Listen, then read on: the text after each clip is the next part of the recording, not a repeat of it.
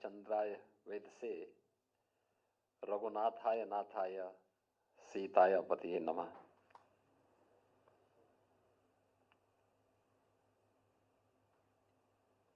दो धागे श्री राम के लिए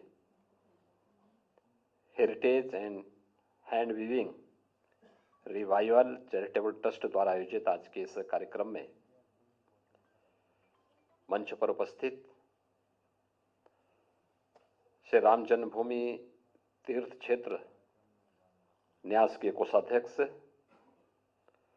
पूज्य स्वामी गोविंद देव गिरी जी महाराज,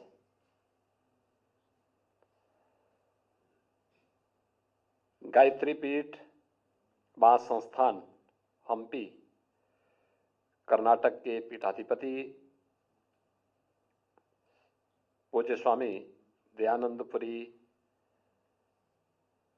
जी महाराज, श्री राम जन्मभूमि तीर्थ क्षेत्र न्यास के मार्गदर्शक राष्ट्रीय स्वयंसेवक संघ के पूर्व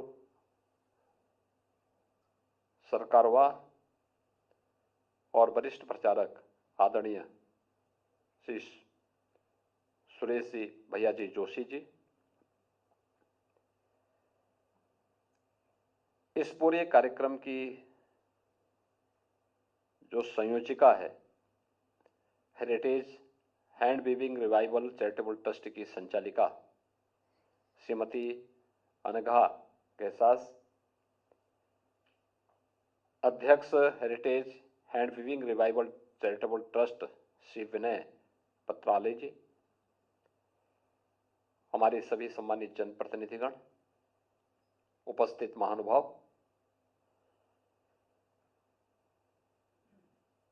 मैं आज के इस कार्यक्रम के जो हमारे सम्मानित अतिथिगण हैं, पूज्य स्वामी गोविंद देव गिरी जी, पूज्य स्वामी दयानंदपुरी जी, आदरणीय भैया जी जोशी जी और अन्य सभी सम्मानित अतिथियों का इस पवित्र कार्यक्रम में हृदय से स्वागत करता हूं, अभिनंदन करता हूं। हम सब जानते हैं भारत में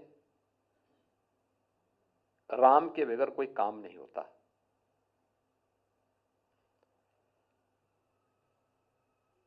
घर में कोई मांगलिक कार्यक्रम होता है, बच्चे का जन्म होता है, अखंड रामायण का पाठ।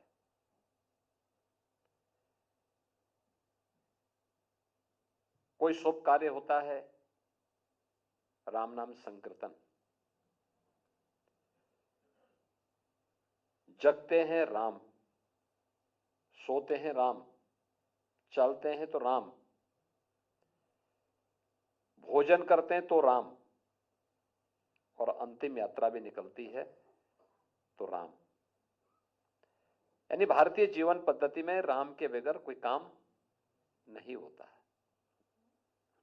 और दुनिया के अंदर अकेला उदाहरण है।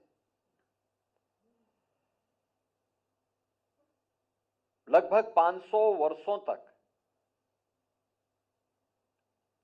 कभी भी श्री राम जन्मभूमि का मुद्दा दबा नहीं।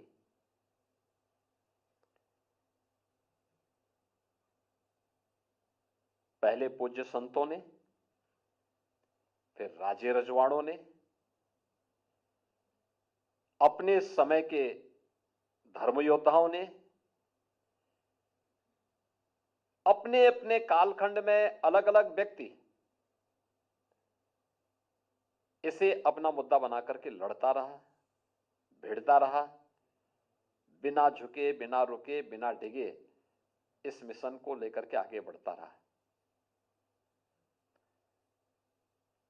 और दुनिया के अंदर किसी एक पावन स्थल के लिए इतने लोगों ने अपनी शहादत दी हो, इतने बड़े संकल्प हुए हों, अन्यत्र देखने को भी नहीं मिलता है। यह इसलिए हुआ क्योंकि राम के बगैर हमारा कोई काम ही नहीं होता। जिसने राम का नाम लिया वो तर गया। उसके लिए महत्वपूर्ण नहीं कि वो दैवीय परंपरा में पैदा हुआ है या मनुष्य में या फिर किसी अधम योनि में। राम के नाम ने उसे देवत्व स्वयं प्रदान कर दिया। लेकिन जो राम से भागा, श्रेष्ठ कुल में पैदा होने के बावजूद भी पशुवत मारा गया। यह भी उदाहरण हमारे सामने है। राम का नाम भजा तो हनुमान हमारे लिए देवत्व स्वरूप प्रकट हो गए, और राम से दूरी बनाई तो मारीच पशुओं की तरह मारा भी गया। मित्रों, ऐसे बहुत सारे उदाहरण हैं, और आज यहां पर प्रभु लगभग 500 वर्षों के बाद अपनी जन्मभूमि में, राम तो परमपिता परमेश्वर है, लेकिन लोक आस्था और जन विश्वास की पुनर्प्राण प्रतिष्ठा का ये जो कार्यक्रम हो रहा है, इस कार्यक्रम के बहाने प्रभु का एक मूर्त रूप फिर से वहां पर रामलला के रूप में, राम जन्मभूमि में राम भक्तों को दुनिया की दबी कुचली सभ्यता और संस्कृति को प्राप्त होगा, और इस देश से दो धागे श्री राम के नाम, इस भाव के साथ अनघा जी ने जो ये प्रयास किया है, उन्होंने बोला ना कि वस्त्र तब बनता है जब ताना और बाना के बीच में, ओत और प्रोत के बीच में समन्वय होता है, और ये समन्वय भी है। राम भक्ति का ताना है तो हैंडलूम का बाना भी है। राम भक्ति का ये ताना हैंडलूम यानी हस्तशिल्प परंपरा को एक नई ऊर्जा प्रदान करने वाला है। उन्होंने बहुत अच्छा उदाहरण दिया। क्या तो एक फिल्म मेकर थी, डॉक्यूमेंट्री बनाती थी, देश में घूमती थी, दुनिया में घूमती थी, अपने डॉक्यूमेंट्री को कैसे हाईलाइट करना है इसके बारे में कुछ नए विजन के साथ सोचती थी, देखती थी, कार्य करती थी, लेकिन उसमें अंतःकरण की संतुष्टि नहीं थी। अंतःकरण की संतुष्टि तो इस बात को लेकर के थी कि आखिर मैं समाज को दे क्या रहा हूं, देश के लिए क्या कर रही हूं, क्या यही हमारी जिम्मेदारी है? क्या यही तक हम अपने आप को सीमित कर दिए हैं? और तब उनके मन में आया कि हैंडलूम के लिए भी तो कुछ किया जाना चाहिए, जहां से हमारे वस्त्र बनते हैं। और 2 हैंडलूम से कार्य प्रारंभ किया। आज 110 हैंडलूम उनके पास है, और जिसके माध्यम से उन्होंने आत्मनिर्भरता के लक्ष्य को प्राप्त किया जा सकता हो। तो राम तो हमारी धर्म, अर्थ, काम और मोक्ष, ये चारों पुरुषार्थों के माध्यम है। आप मुझे बताइए, राम जैसा कोई नाम है जिसके नाम पर केवल नाम मात्र से ही आजीविका चलती है? लाखों कथा व्यास आज भी राम कथा के माध्यम से लाखों लोगों को 7 दिन, 9 दिन और कई कई महीने भर इस अभियान के साथ जोड़ करके रखते हैं। और हर व्यक्ति को मालूम है अगला प्रसंग क्या है, लेकिन कथा व्यास के श्रीमुख से कथा सुनना एक नए आनंद के साथ उस व्यक्ति को एक नई ऊर्जा से उत्प्रोत कर देता है। मैं देखता हूं कुछ तो ऐसे हैं जो राम कथा जहां भी होगी वे अवश्य 2 घंटे 3 घंटे, आज जब परिवार में व्यक्ति 5 मिनट नहीं बैठना चाहता, आप देखो ना कैसा वातावरण है। एक परिवार में 4 लोग हैं या 6 लोग हैं, उन 6 के पास अपने अपने स्मार्टफोन होंगे, सब उसमें दिन भर लगे रहेंगे, सबकी गर्दन नीचे होगी और सब नीचे होंगे, सब जो है एक समय आएगा जब लोगों में एक डिप्रेशन भी होगा और गले की बीमारी का भी और उसकी तमाम प्रकार की उसके शिकार होंगे। आईसाइट पर उसका प्रभाव पड़ेगा, लेकिन वो दिन भर बैठ करके घुमाते रहेंगे। क्या देखते हैं मैं समझ नहीं पाता, मैं स्वयं भी नहीं समझ पाता मैं क्या देख रहे हैं दिन भर एक स्मार्टफोन पे।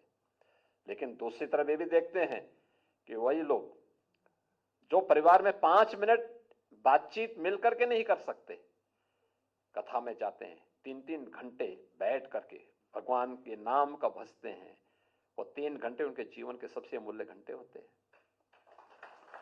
एक नई ऊर्जा के होते हैं, एक नई सकारात्मक दिशा देने के होते हैं।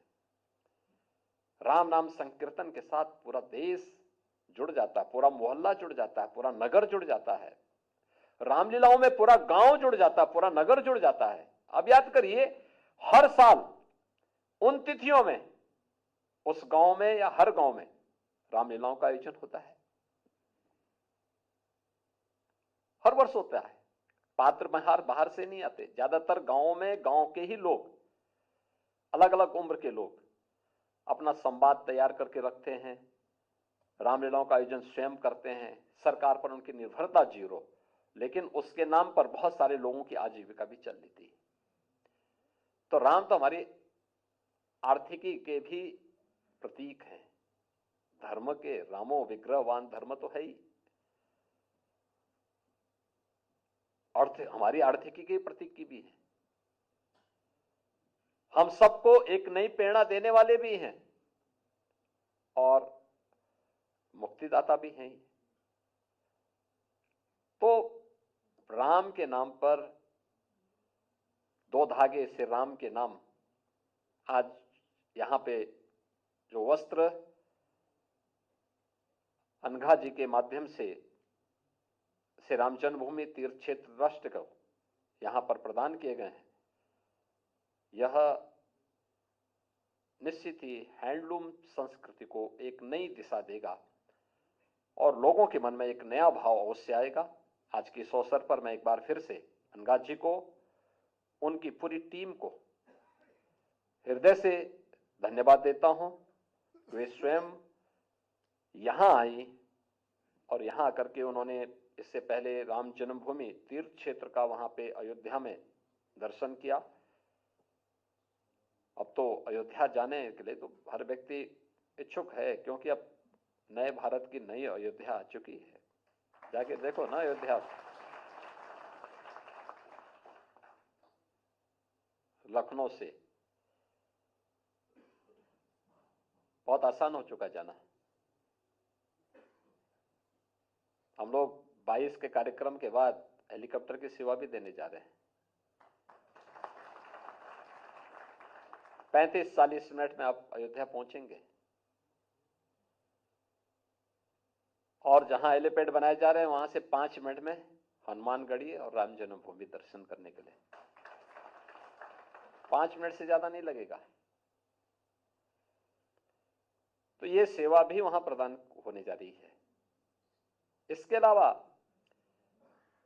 रोड की कनेक्टिविटी, लखनऊ से, प्रयागराज से, वाराणसी से, गोरखपुर से 4 लेन की बेहतरीन कनेक्टिविटी। रेलवे लाइन पहले मीटर गेज की थी, अब ब्रॉड गेज के साथ डबल लाइन रेल वहां जोड़ चुकी है।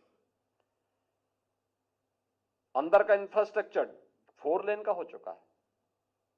विश्वास ही नहीं करेगा कि ये वही अयोध्या है क्या। और इंटरनेशनल एयरपोर्ट भी 821 एकड़ क्षेत्रफल में हम लोगों ने नया इंटरनेशनल एयरपोर्ट अयोध्या में तैयार किया है। आदरणीय प्रधानमंत्री जी के कर कमलों से उसका उद्घाटन भी हो चुका है। अयोध्या में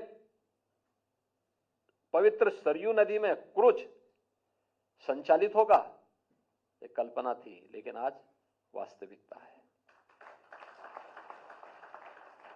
पंचकोसी, 14 कोसी और 84 कोसी की परिक्रमा को अब कोई रोक नहीं सकता है। अब अयोध्या में कर्फ्यू नहीं लगेगा, राम नाम संकीर्तन होंगे।